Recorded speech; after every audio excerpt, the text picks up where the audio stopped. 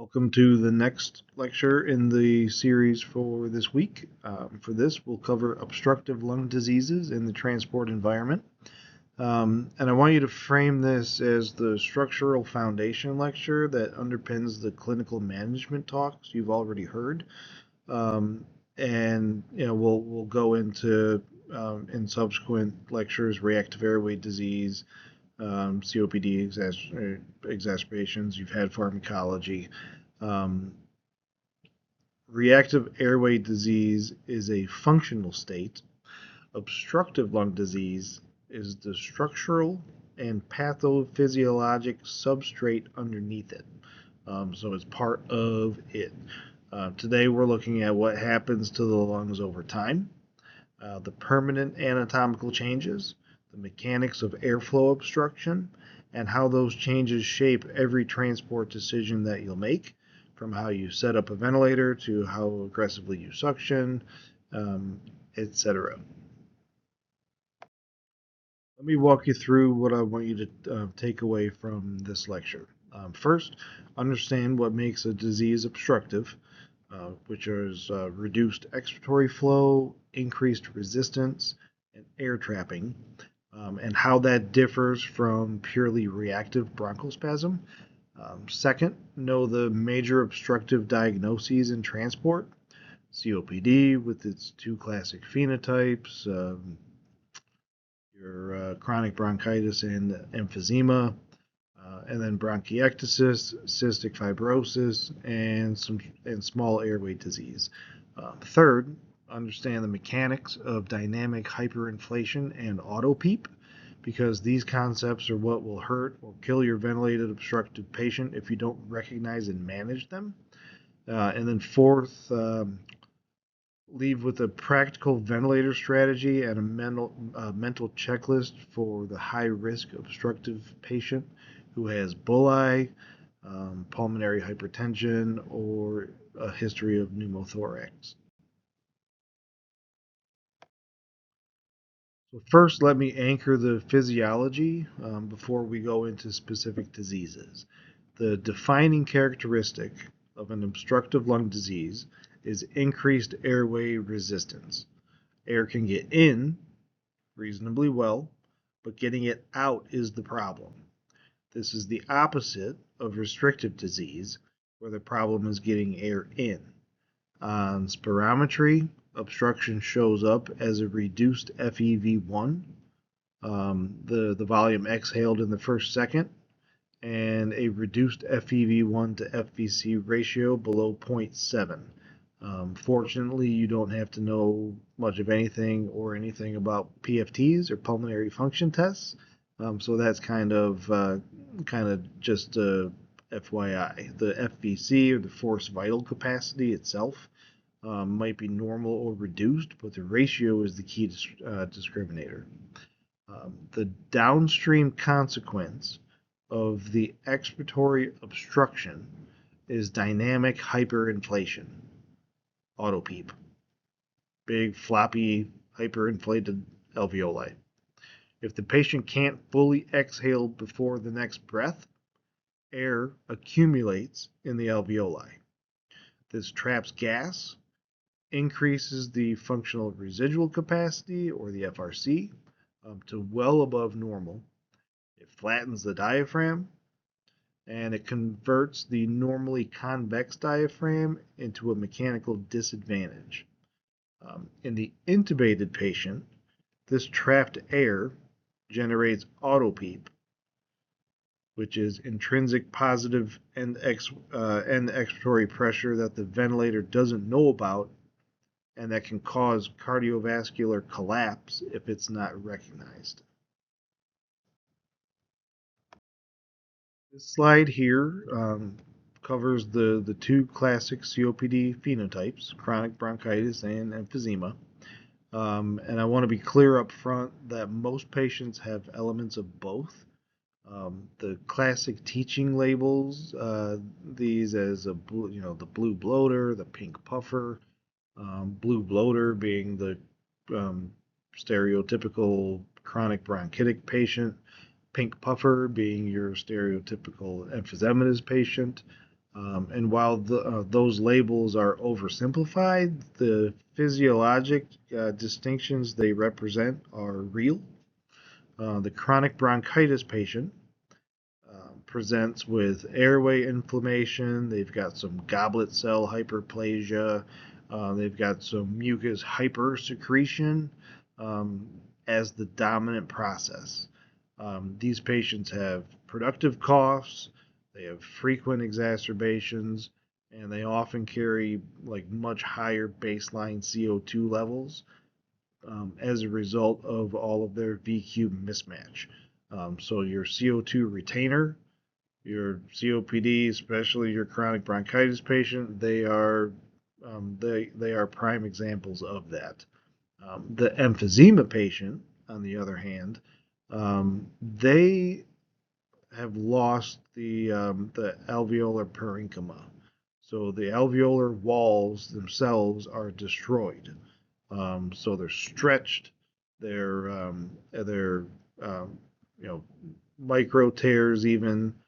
They're just big and floppy and destroyed. So with the big floppy airway, air can get in just fine, but there's no elastic recoil because it's all big and over distended.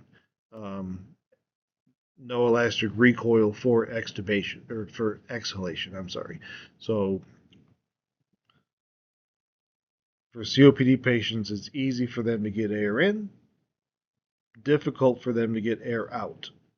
So on the ventilator, we look at um, inspiratory to expiratory ratios, the IDE ratio, um, inspiratory time, flow, in order to dial it in to allow the COPD patient to have adequate time to exhale so that they don't accumulate gas in the alveoli to worsen the hyperinflation, to add auto PEEP, and to ultimately make it a lot more difficult to ventilate them.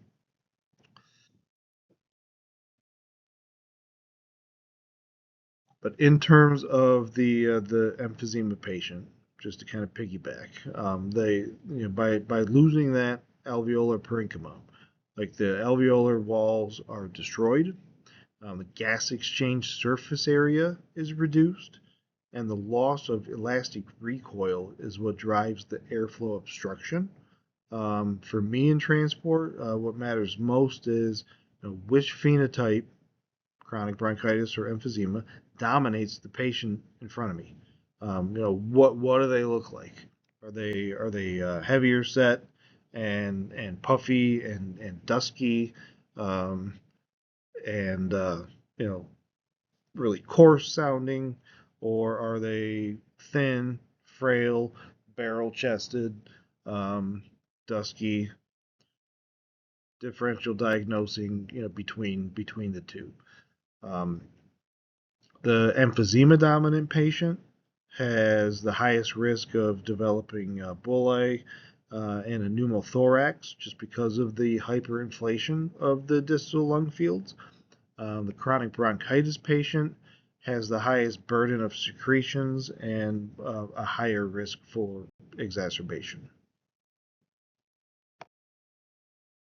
Beyond COPD, there are three other obstructive diagnoses that you'll encounter pretty regularly in the critical care transport environment and will need to manage specifically.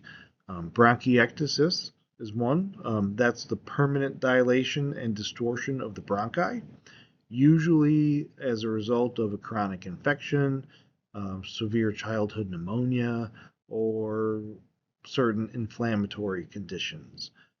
These airways can no longer clear secretions effectively, so the mucociliary transport mechanism is damaged or destroyed. So the secretions pool because they can't be, they're not being pushed along by the cilia in the airway, so they kind of pool, and then that's a breeding ground for infections. So bronchiectasis patients who cannot expectorate or cough up secretions with regularity on their own are at a very high risk for frequent infections. Bronchiectasis patients on transport will typically produce large volumes of thick, often purulent sputum. So having suction ready at at the stretcher side is important to have at all times. Um, Cystic fibrosis. Moving on to that. That's the most severe form of that problem, bronchiectasis. Um, CF is a genetic chloride channel defect that leads to abnormally thick secretions in the lungs, in the sinuses, in the pancreas, and other organs. CF patients that you transport are often young. It's not primarily, but it's commonly a pediatric disease. But most patients now are surviving well into adulthood. So that dynamic has changed over the last decade or two. And CF patients are on complex um, treatment regimens for respiratory treatments, um, inhaled antibiotic therapy, mucolytics. Usually they'll get albuterol, and then 7% hypertonic saline, and then CPT or chest physiotherapy, usually the vest. You can also do PEP type therapy devices, acapella, aerobica, things like that.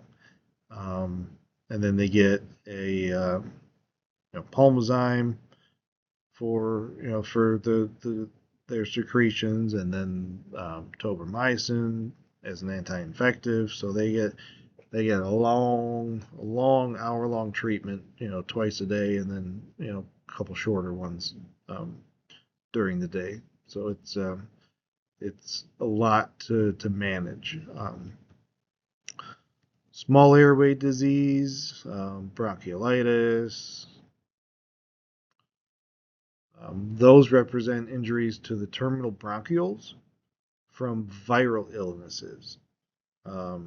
Also from toxic inhalation, sometimes a post-transplant rejection, and they produce a fixed obstructive pattern that does not respond well to bronchodilators.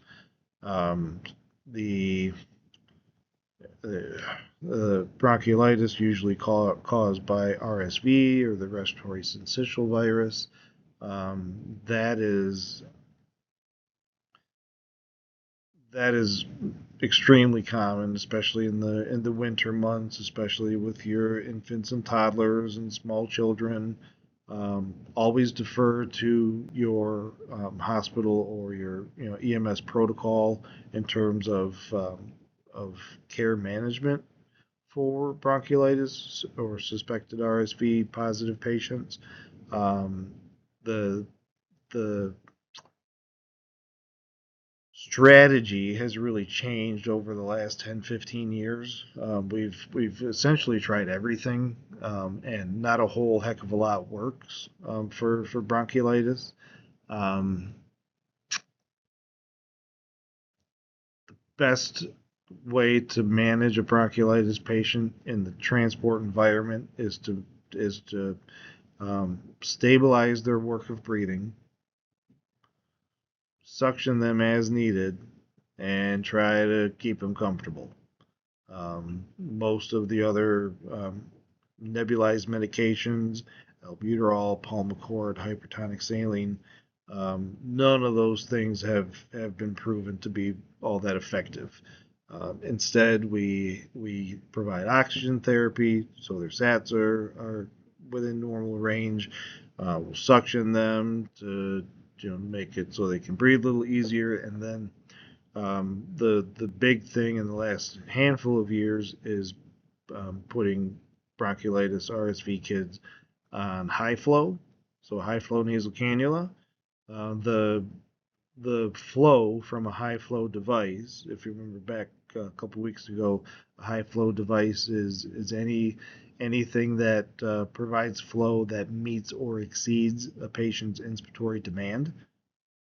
So if the flow from the device is overriding the amount of you know volume or of gas for breathing for the patient, then that device is doing the work, not the patient, or it's doing more of the work, so the patient does less of the work, and high flow um, oxygen therapy as a result is really good for helping patients who have increased work of breathing, retractions, tachypnea, and things like that.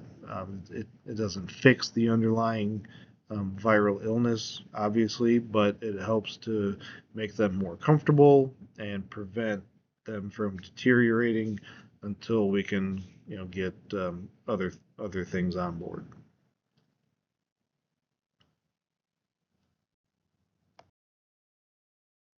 The gold framework for COPD, um, that changes pretty frequently, based on studies. But if you take that from a transport lens, it actually gives you some useful context when you're looking at a patient chart. The gold grades are 1 through 4, and they're based on the FEV1% of predicted on the patient's spirometry or pulmonary function test. So gold 1 is mild, where they've got a FEV1 above 80% predicted. Gold 2, so stage 2, is moderate, 50 to 79% of predicted. Gold 3 is severe, 30 to 49% of predicted, and then gold 4 is very severe, below 30% of predicted for the FEV1. So, as you would suspect, higher gold stages correlate with worsened baseline function, with higher exacerbation frequency, and with a greater risk of respiratory failure during transport. But to be clear, the gold grade tells you about their baseline lung function, not necessarily how sick they are, with their current exacerbation. So a gold 4 patient, very severe, having a mild exacerbation, may be more stable than a gold 2 patient who happens to be having their first severe exacerbation. So your transport assessment should focus on the current clinical picture, their work of breathing, their respiratory rate, their mental status, their SpO2, their end-tidal CO2 if you've got one of those running, and their response to any initial treatment, bronchodilators, etc., not just the baseline spirometry value in the chart. So it's good to know kind of where the patient is at if you have that information available, but it never overrides what you actually see visibly with your patient assessment. We talked a little bit about auto PEEP and hyperinflation, air trapping in the ventilator lecture last week, but let's go over it again a little bit with regards to obstructive diseases, specifically with emphysema. So dynamic hyperinflation and autopeep are really the most dangerous mechanical consequences of obstructive diseases in the ventilated patient, the mechanically ventilated patient. And I want all of you to be able to recognize them and respond. So autopeep builds when the patient can't exhale fully before the ventilator delivers the next breath. As a result, gas accumulates, alveolar pressure at end expiration remains positive, not negative, and that pressure is not reflected in the ventilator's PEEP reading.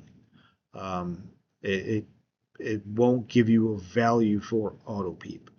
That's something that you have to, over time learn to identify with the waveforms and the loops.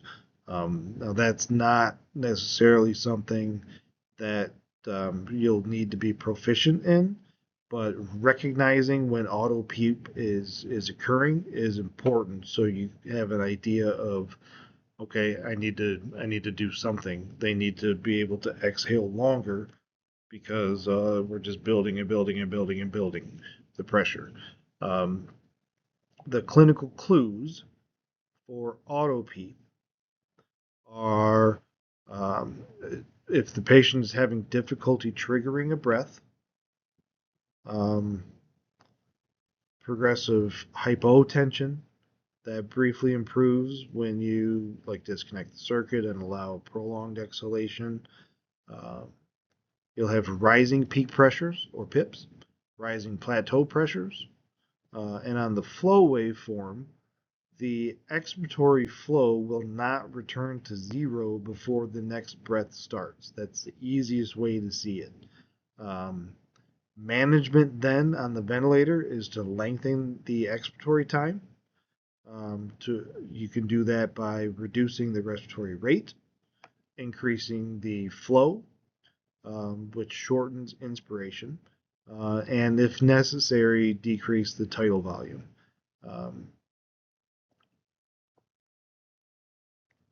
Overdistension, overinflation, hyperinflation, autopeep, air trapping. What that does is as the alveoli just get bigger and bigger and bigger and stretch and stretch and stretch, they start to impede on the vasculature that's running um, over and in between them. So in doing so, if you constrict the vasculature to make it so um, the venous return goes down, then your blood pressure will drop. So one thing that we always look for in patients who are on high peeps or patients who we suspect are air trapping or have auto peep, we always pay close attention to their blood pressure and ensure that it does not go down, because over distending alveoli can tank a blood pressure in no time. In the patient who is acutely deteriorating and has suspected auto PEEP that's causing the hemodynamic collapse, um, some things you can do: you can disconnect the vent, just take them off the vent for 30 seconds or a minute, let the trapped air escape. Um, that's both a diagnostic and a therapeutic maneuver. Um, when you If you do that and you put them back on the vent, then make sure that you do the things above. Increase the flow, decrease the I time, increase the expiratory time, decrease the rate if their pH and PaCO2 allows it. Um, either way, the goal is if there's suspected air trapping, you can kind of see it um, from the graph here on the right. So the top one with it stacking a little bit, and then the middle one, you see the expiratory pattern. So it's hard to do it on you can't see my cursor here, but right, I'm on the middle one, the green one. Um, the first full kind of shark tooth. That's not a shark tooth. The bottom one is. The first full breath. So the straight line up, that's inspiration, and all the way down, expiration, and then when it curves back up, so the bottom point curves back up to the right. See that point that is below the black line? That waveform, that breath should return all the way back to that black line. That means that it's reverting to baseline or zero. and that is a complete exhalation because there's that gap um, where the between the end point, that green corner, and the black line. That point is where exhalation ends, and then you'll see the straight line up for an inspiration, so another breath.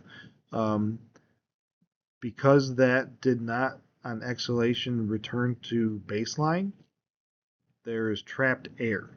And so if you think over time, breath and breath and breath and breath, each one it's stacking and stacking and stacking, it can really be detrimental pretty quickly. And then your last one there, the um, volume waveform, kind of a shark fin pattern, but you see it just kind of elevating as it goes and not returning to baseline. That's another indication of air trapping. When you're ventilating an intubated COPD patient, your strategy should be oriented around one goal, and that's to give the lungs enough time to exhale fully. So every setting that you choose or that you manage, based on a physician order, will either help or hurt that goal. Um, you should always start with assist control, volume control for a mode to provide full support to the fatigued patient. Um, your respiratory rate is typically going to be lower than it would be for other patients. So maybe 10 to 14 breaths per minute, because every additional breath steals expiratory time. The inspiratory flow rate is typically set higher. So instead of like 40 liters per minute, it might be 60 to 80, which will extend the expiratory time and allow for more complete exhalation. Um, that also, by increasing the flow, that delivers the tidal volume more quickly, um, which also maximizes the time available for exhalation. Uh, the I to E ratio, inspiratory to expiratory ratio, should be 1 to 3 or more instead of normal for you and me, 1 to 2. Um, you should use the lowest amount of PEEP that maintains oxygenation. External PEEP in the obstructive patient stacks on top of the auto PEEP and tends to worsen hyperinflation, usually pretty quickly. The tidal volume should be set to 6 to 8 mLs per kilogram of predicted body weight. The target SpO2 should be 88 to 92%, not 98%, because chasing a normal saturation with a high FiO2 for obstructive patients, it worsens the BQ mismatch and can stunt the hypoxic drive and literally make them you know decompensate and shut down. Often in COPD patients, we are okay with what we call permissive hypercapnia, so higher than normal PaCO2s, and also lower pHs. So even in the like 7 to 5 range, not a cause for like a significant concern an obstructive patient, um, because the things that we would do to correct somebody that acidotic and hypercapnic, increasing volume, increasing pressure, increasing rate, all of those things will shorten the expiratory time. So it's like a balancing act. Which one's more important? Well, if we can get away with ventilating an obstructive patient on lower settings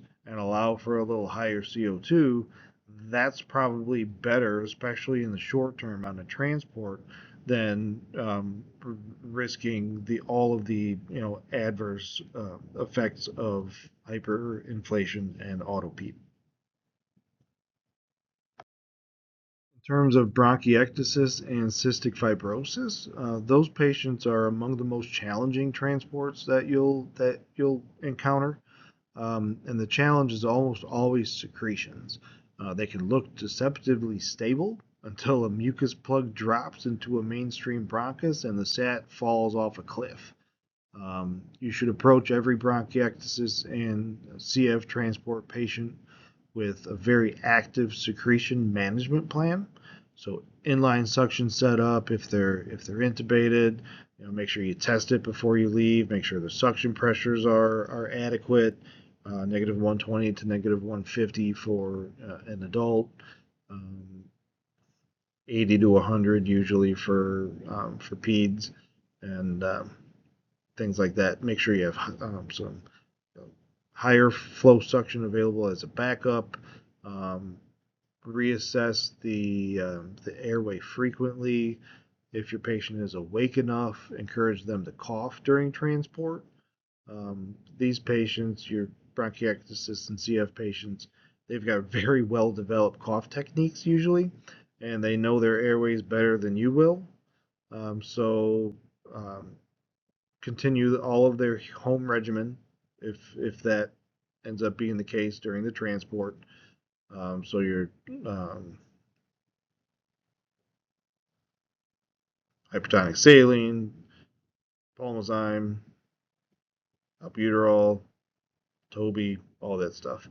Um, Keep that on schedule if you're transporting during a scheduled treatment time. For CF patients specifically, pay attention to the full medication list because many are on CFTR modulators like ivacaftor or lexicaftor that need to be continued on a schedule. So be sure to be in communication with the physician as far as what they want to make sure that you do.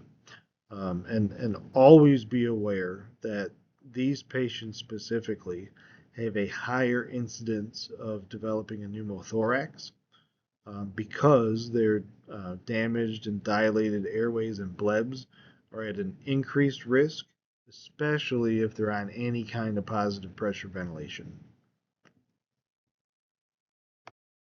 We focus mostly on the big obstructive diseases, asthma, COPD, um, and then some CF and bronchiectasis. Um, but this slide here covers the subset of obstructive patients who carry the highest procedural and transport risk. And I want to be direct. Like these patients can die from things that we do to them or don't do to them if you're not careful. Patients with severe emphysema and large bullae are at a really high risk for a pneumothorax with any kind of positive pressure ventilation. A bulla is a thin-walled, overpressurized airspace that can rupture when you increase the airway pressure. So always look to minimize the peak inspiratory pressure, minimize the plateau pressures, avoid high PEEP if at all uh, possible, and have a thoracostomy plan ready before you leave just in case. Uh, Patients with chronic obstructive disease and pulmonary hypertension, they already have compromised right ventricles. So any increase in pulmonary vascular resistance from hypoxia, from hypercapnia, from excessive PEEP, those can tip them into acute right ventricular failure. Um, Also be diligent about barrel trauma in general. So a pneumomediastinum, subcutaneous emphysema, tension pneumothoraces, those can all develop quickly in a patient with an obstructive condition, especially if they are ventilated um, with positive pressure. The single most protective strategy is keeping the pressures as low as possible while accepting the minimum acceptable oxygenation and ventilation targets. Let me close with some transport pearls that I want you to carry away from this lecture. Obstructive disease means difficulty getting air out. Dynamic hyperinflation and autopeep are the mechanical consequences of that, and they can kill your ventilated patient through cardiovascular collapse or barotrauma if you're not careful. For COPD exacerbations, priorities should be a short-acting beta 2 agonist and a short-acting muscarinic antagonist combo, which is duoneb. So COPD, duoneb. Control their oxygen with tight SpO2 targets, 88 to 92%. Be sure to give them systemic steroids early and also give them non-invasive ventilation, BiPAP, CPAP, as soon as you recognize that there's any kind of hypercapnic failure. Because non-invasive ventilation in COPD is one of the most evidence-backed interventions that we have. For your intubated obstructive patient, go for a long expiratory time, go for a modest tidal volume, go for a low PEEP, and check for auto PEEP every time you assess them or look at the vent. For bronchiectasis and cystic fibrosis, try to stay ahead of the secretions aggressively. And for your high risk patient with any kind of bull A or pulmonary hypertension, be sure to minimize the pressure, monitor them closely, and have any pneumothorax management tools within reach before leaving the sending facility. Thank you very much.